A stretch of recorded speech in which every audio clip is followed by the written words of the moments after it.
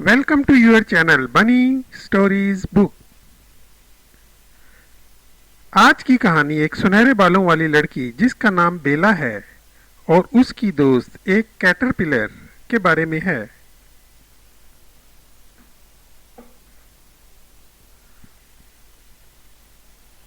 एक खूबसूरत सुबह एक कैटरपिलर जिसका नाम कार्ला है नींद से बेदार होती है। आज वो बहुत खुश है क्योंकि उसने रात को एक सुहाना सपना देखा जिसकी वजह से वो सुबह देर तक सोती रही। सच तो ये है कि कार्ला का जी चाह रहा था कि सपना खत्म ही ना हो और वो सोती रहे। सुबह उठकर उसने अपनी मम्मी और डैडी को आवाजें देना शुरू की और उन्हें सपने के बारे में बताया कि किस तरह वो सपने में निहायत खूबसूरत थी और निहायत ऊंचाई पर, यहाँ तक के दरख्तों के ऊपर तक उड़ रही थी। उसके मम्मी और डैडी मुस्कुराए। कार्ला, तुम तो पहले ही बहुत खूबसूरत हो और एक दिन जरूर तुम ऊंचा उड़ोगी। कार्ला का जी चाह रहा था कि दरख्त से नीचे उतरे और जल्दी जल्दी अपने दोस्तों को इस सपने के बारे में बताए।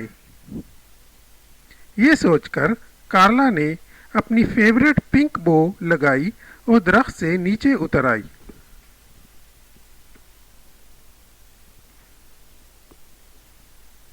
दरख्त से नीचे उसे दोस्त नजर न आए और वो चलते चलते जंगल के आखिरी किनारे पहुंच गई और एक बड़े से लकड़ी के टुकड़े पर बैठ गई। यहाँ उसे एक खूबसूरत लड़की नजर आई जिसके बाल सुनहरी और फ्रॉक का कलर पिंक था। ये लड़की फूल चुन रही थी। लड़की ने कार्ला को देख लिया और उसके करीब आई।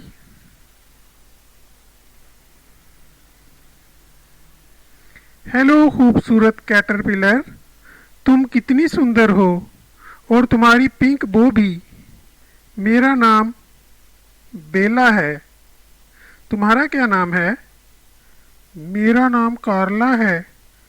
बेला ने एहतियात से कार्ला को उठाया और अपने घर ले आई, जहां उसे एक नरम बिस्तर पर रख दिया। दोनों में दोस्ती हो गई और दिन गुजरते गए। एक दिन कार्ला सख्त उदास थी। बेला ने बहुत कोशिश की उसे खुश करने की।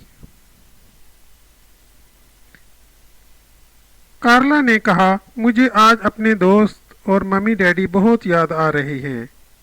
मैं उनके पास जाना चाहती हूँ।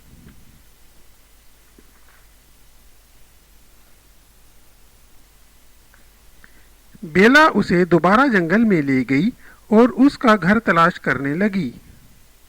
इसी दौरान कार्ला ने अपने आप को रोल किया एक गेंद की मानिंद और थोड़ी देर बाद उसके पंख निकलना शुरू हो गए। ये क्या, वो तो एक ब्यूटीफुल बटरफ्लाई बन गई थी, जबकि उसके मम्मी डैडी पहले ही बटरफ्लाई बन चुके थे।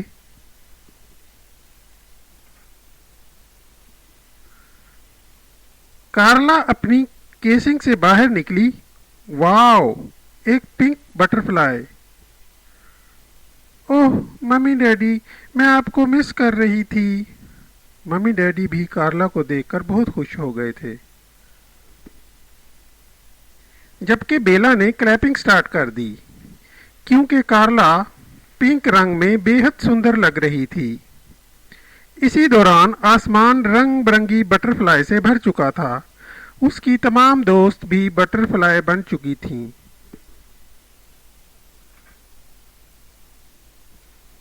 अब काफी देर हो चुकी थी और बेला वापस अपने घर जाना चाहती थी, लेकिन घर जाने से पहले बेला ने एक नई बो कार्ला को दी जो उसने खुद बनाई थी।